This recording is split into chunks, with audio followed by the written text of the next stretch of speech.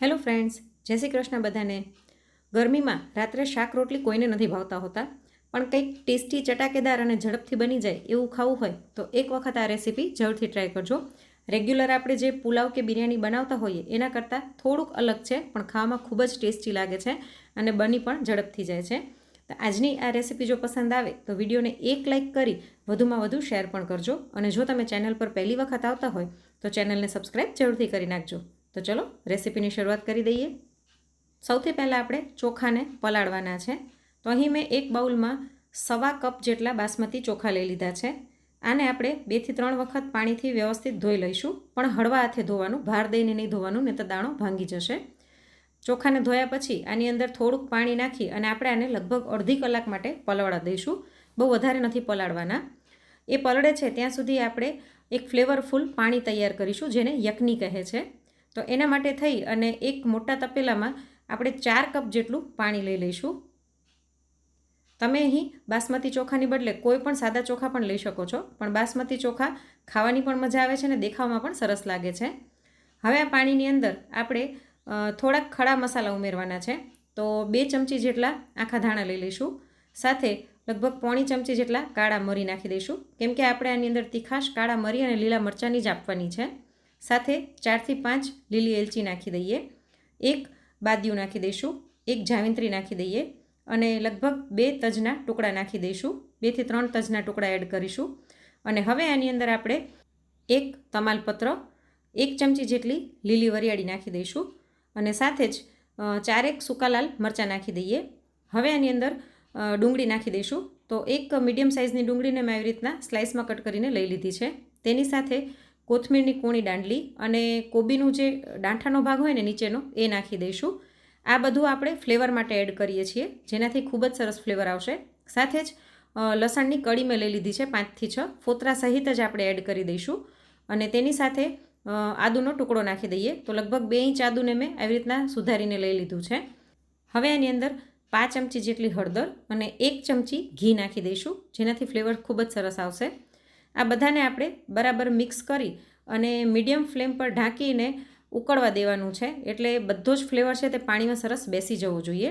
સાથે 1 ચમચી જેટલું જીરું પણ એડ કરી દઈશું. જીરું સાથે જ એડ કરવાનું હતું, પણ હું ભૂલી ગઈ હતી એટલે મેં પછી એડ કર્યું છે. તો આને બરાબર મિક્સ કરી અને લગભગ 8 થી 10 મિનિટ માટે ઉકળવા દઈશું. ત્યાં સુધી આપણે બિરસ્તો બનાવી લઈએ. તો એના માટે જાડા તળિયાવાળી કડાઈમાં 3 મોટી ચમચી જેટલું આપણે તેલ લઈ લઈશું અને આની અંદર આપણે ડુંગળીને સાંતળવાની છે, એકદમ બ્રાઉન કલરની થાય ત્યાં સુધી. તો એક મોટી ડુંગળીને મેં આવી રીતના પાતળી સ્લાઇસમાં સુધારીને લઈ લીધી છે. આને આપણે આવી રીતના હાથેથી છૂટી કરી લઈશું.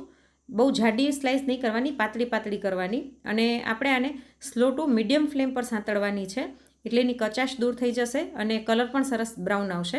જો તમે ફૂલ ફ્લેમ પર કરશો ને તો ડુંગળી તરત બ્રાઉન થઈ જશે, પણ એનો કચાશ રહી જશે. એટલે સ્લો ટુ મીડિયમ ફ્લેમ પર આને હલાવતા રહીને બ્રાઉન કલરની થાય ત્યાં સુધી સાંતળી લઈશું. તો જો આપણો બિરસ્તો બનીને તૈયાર થઈ ગયો છે. જનરલી બિરસ્તાનો ઉપયોગ આપણે બિરયાનીમાં કરતા હોઈએ છીએ, પણ આ યકની પુલાવમાં બિરસ્તો નાખવાથી એનો સ્વાદ ખૂબ જ સરસ આવે છે, એટલે જરૂરથી એડ કરવાનું. પણ છતાં તમને જો બિરસ્તો ન ભાવતો હોય તો તમે સ્કીપ કરી શકો છો.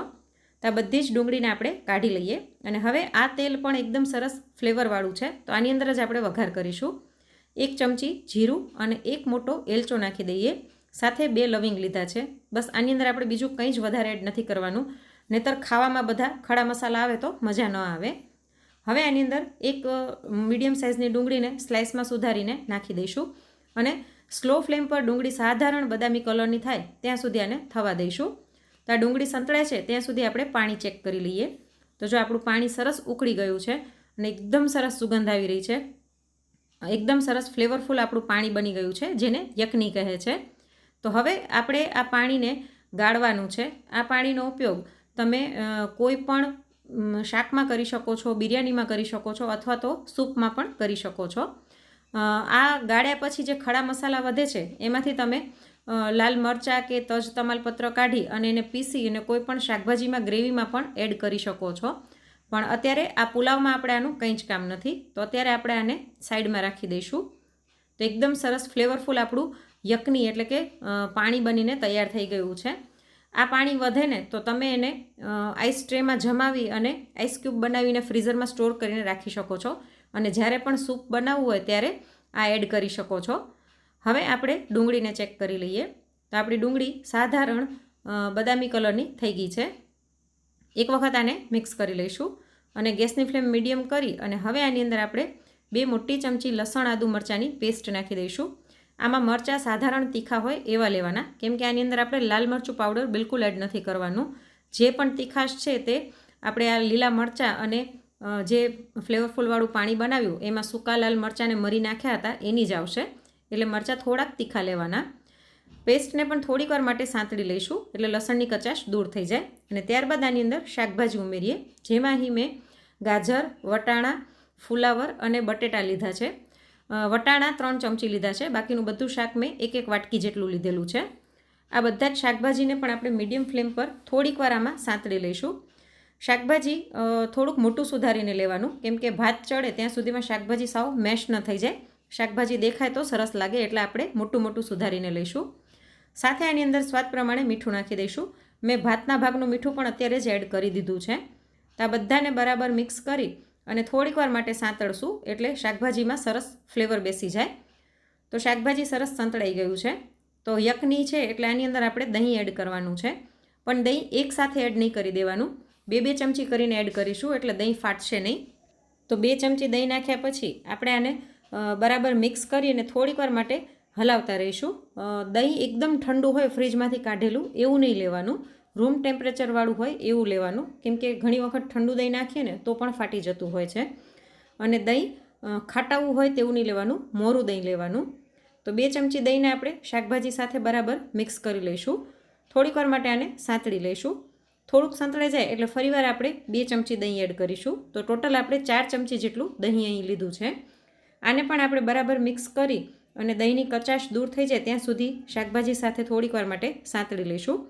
આવી રીતના થોડું થોડું દહીં એડ કરવાથી દહીં બિલકુલ ફાટશે નહીં અને ગેસની ફ્લેમ એકદમ સ્લો રાખવાની જ્યારે દહીં એડ કરીએ ત્યારે. તો અહીં આ બધું જ સરસ સંતળાઈ ગયું છે. હવે આપણે જે ફ્લેવરફુલ પાણી બનાવીને રાખ્યું હતું એટલે કે યકની એ આની અંદર નાખી દઈશું. તો આપણે 1.25 કપ ચોખા લીધા હતા, એની સામે આપણે 2.5 કપ પાણી નાખીશું. એટલે આપણે 2 ગણું પાણી એડ કરવાનું છે, જેથી આપણો પુલાવમાં દાણો છે ભાતનો તે એકદમ સરસ છૂટો છૂટો થાય. અને બાકીનું જે પાણી છે એનો ઉપયોગ હું આઈસ ટ્રેમાં જમાવીને પછી સૂપમાં કરી લઈશ. તો આવી રીતના ફ્લેવરફુલ પાણીના કારણે આ પુલાવનો સ્વાદ ખૂબ જ સરસ આવે છે. આવી રીતના પુલાવ તમે ક્યારેય ટ્રાય નહીં કર્યો હોય. તો આને બરાબર મિક્સ કરી અને હવે આની અંદર 1 ચમચી ગરમ મસાલો એડ કરી દઈશું. અને સાથે આપણે જે ચોખા પલાળ્યા હતા એની અંદરનું બધું જ પાણી મેં કાઢી લીધું છે. તે પલળેલા ચોખા પણ આની અંદર એડ કરી દઈશું. ગમે ત્યારે બિરયાની કે પુલાવ બનાવીએ ને તો ચોખાને 15થી 20 મિનિટ અથવા તો વધીને અડધી કલાક માટે પલાળવાના, એનાથી વધારે નહીં પલાળવાના, નહીંતર દાણો સરસ છૂટો છૂટો નહીં થાય. તો ભાત નાખ્યા પછી આને બરાબર મિક્સ કરી લઈએ હળવે હાથે. અને હવે ગેસની ફ્લેમ સ્લો કરી અને ઢાંકીને આને લગભગ 15 મિનિટ માટે આપણે થવા દઈશું. વચ્ચે એક વખત આપણે ચેક કરી લઈશું. તો જો 15થી 20 મિનિટ જેવું થઈ ગયું છે. વચ્ચે એક વખત મેં ચેક કર્યું હતું કે નીચે પાણી બળી તો નથી ગયું ને, પણ પાણી હતું એટલે મેં ફરીવાર આને થોડીક વાર થવા દીધું.